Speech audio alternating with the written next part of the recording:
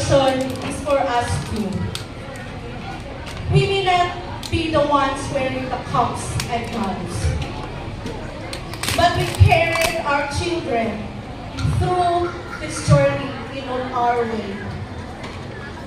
We worried, we prayed, we made sacrifices that no one saw.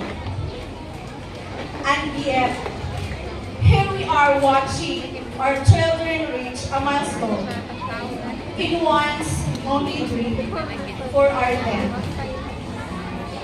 There are moments when the road felt uncertain. Times when we questioned if we were going enough or if we were doing things right.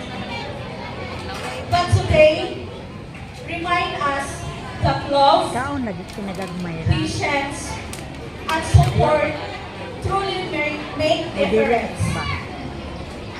To our graduates, remember that behind every step you take forward is a parent who believes in you.